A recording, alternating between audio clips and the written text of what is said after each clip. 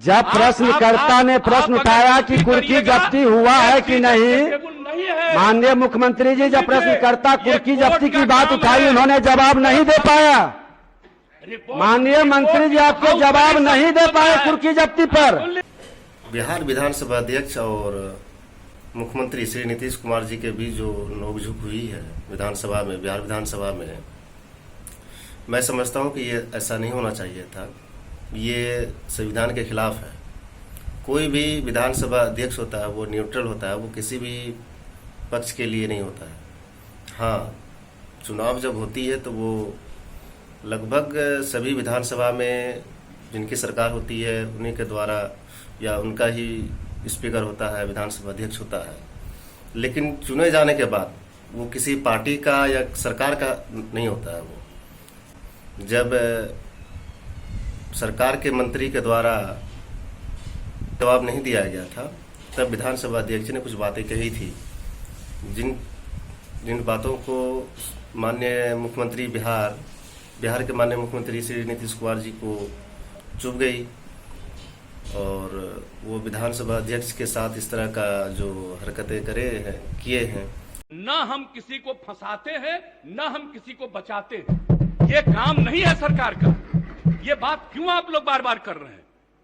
इस बात को लेकर के चलिएगा, इस तरह से हाउस चला रहे हैं।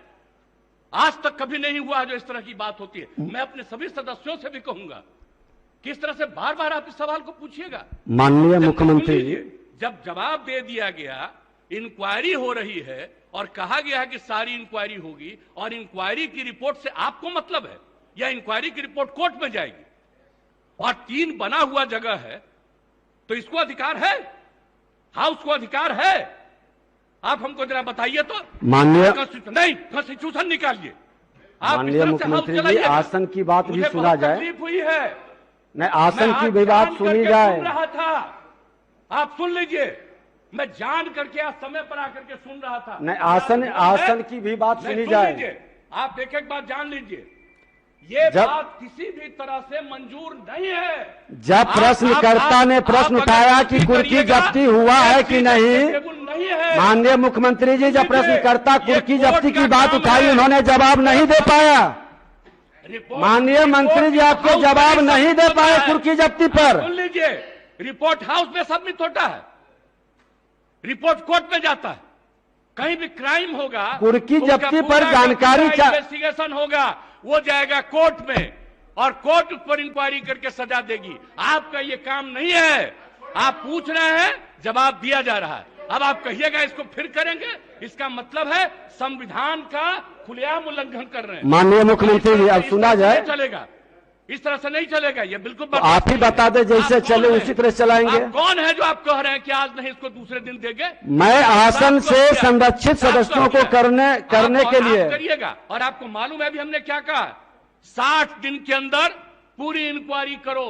अभी बीच में जहां जहां दिक्कत हो रही थी, SC ST की बैठक हुई, उसमें हमने क्या निर्देश दिया है और फिर हमने डिपार्टमेंट को कहा और डिपार्टमेंट के माध्यम से हम लोग पूरी मुस्तैदी से लगे हैं और कहीं भी कोई क्राइम करेगा उसको किसी को बचाने नहीं देंगे हम लोग।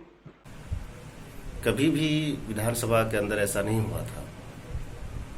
इस सिलसिले में माननीय मुख्यमंत्री श्री नीतीश कुमार जी को माफी मांगना चाहिए।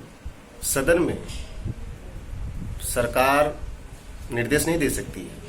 अपनी बात विधानसभा अध्यक्ष के पास, स्पीकर के पास रख सकते हैं, लेकिन वो किसी को निर्देश नहीं दे सकते हैं। चाहे वो विधानसभा अध्यक्ष हो या संसद हो, जो संसद भी चलते हैं वहाँ पर प्रधानमंत्री भी स्पीकर को वो अपना निर्देश नहीं दे सकते हैं, क्योंकि ये संविधान में नहीं है। वहाँ पर जो हाउस जो होते हैं, चाहे विधानसभा का या संसदीय पार्लियामेंट्री हाउस जो होते हैं, उनका सर्वे सर्वा होते हैं, स्पीकर होते हैं। एक हिस्ट्री लिखा जा चुका है माननीय नीतीश कुमार जी के द्वारा।